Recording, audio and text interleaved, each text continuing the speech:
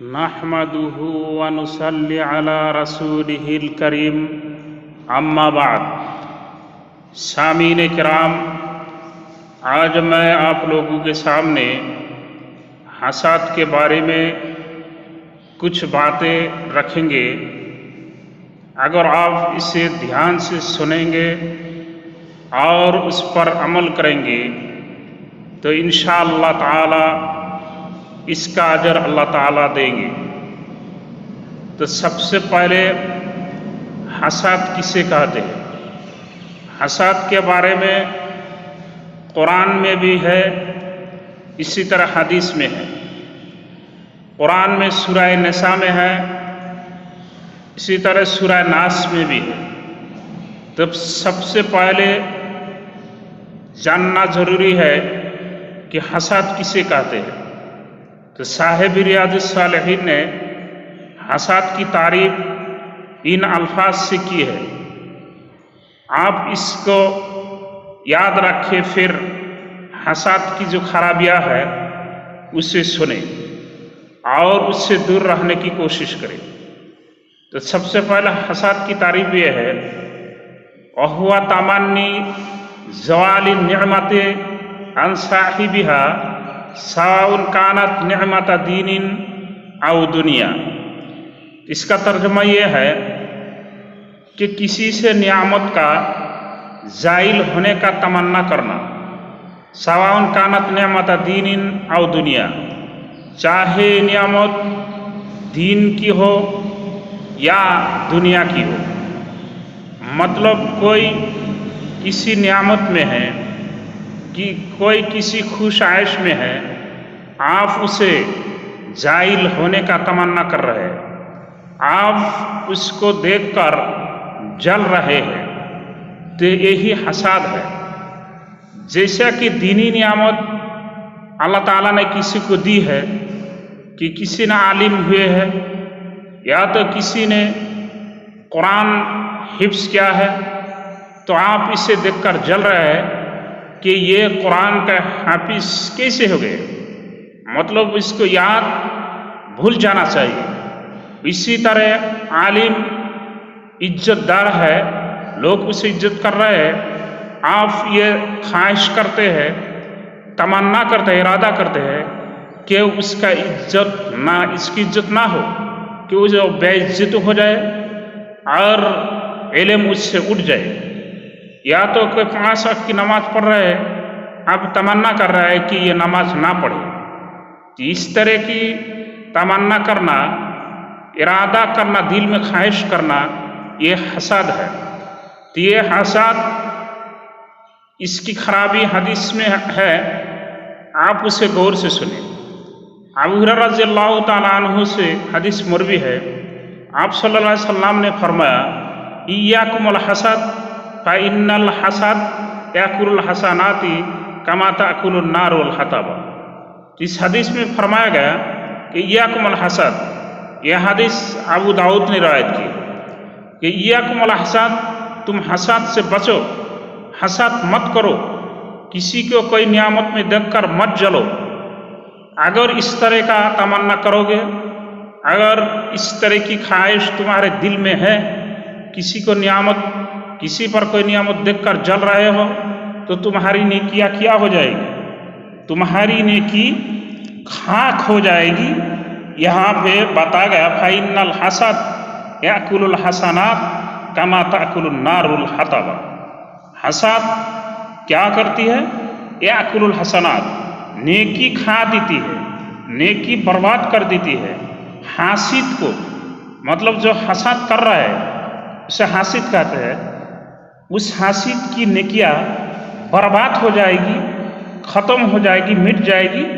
جس طرح کما تأکل النار الحطب، جس طرح اگر آگ لگ جائے کسی لکڑی پہ، جس طرح آگ لکڑی کو جلا کر خاک کر دے گی، ختم کر دے گی، اسی طرح حاسد کے نیکیاں، حسد کرنے والی کی نیکیاں سب ختم ہو جائے گی۔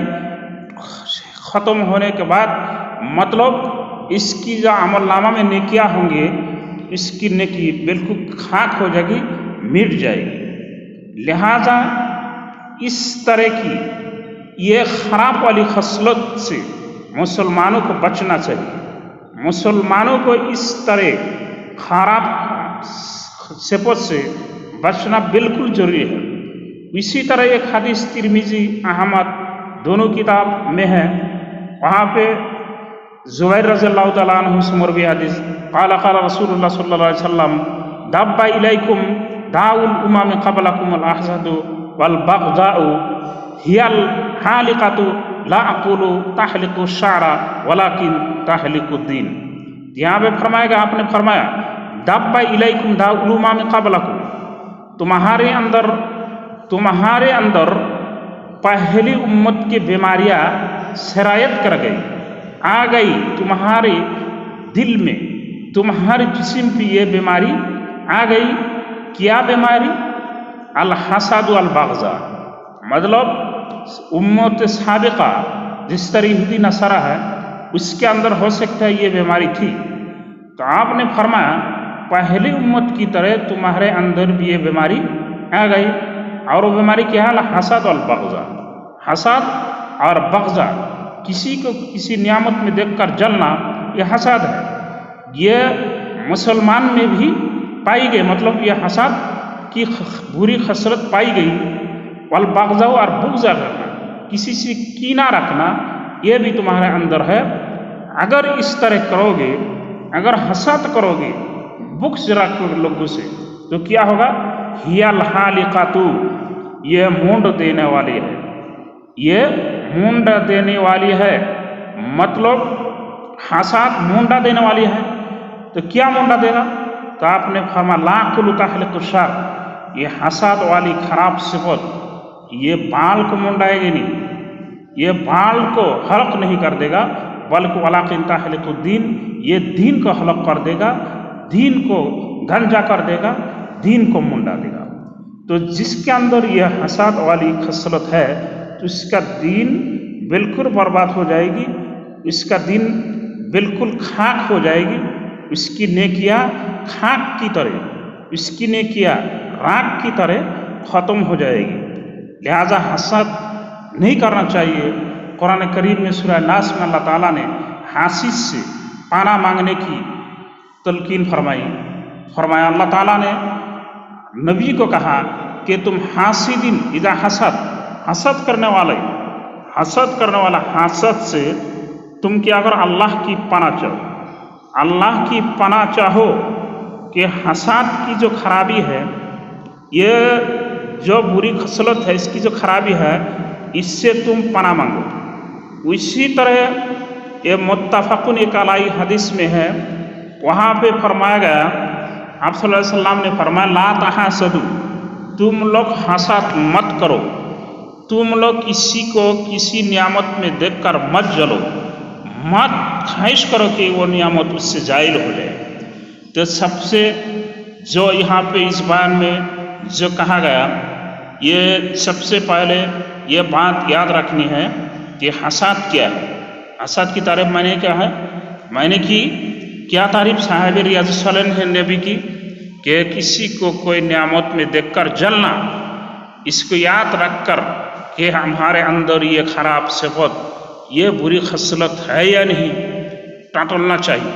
اپنے دل میں جھانک کر دیکھنا چاہیے کہ ہمارا دل پہ یہ خراب والی خصلت ہے یا نہیں. اگر ہے تو آج سے ہم توبہ کریں، اس مجلس سے ہم توبہ کریں کہ ہمارے اندر سے آج سے حسد کو دور کریں گے، کسی سے ہم حسد نہیں کریں گے، اس احادیث پر عمل کریں گے، اور قرآن کی آیت جو ہے ان پر بھی عمل کریں گے، اور تاکہ ہمارے نیکیاں برباد نہ ہو جائے.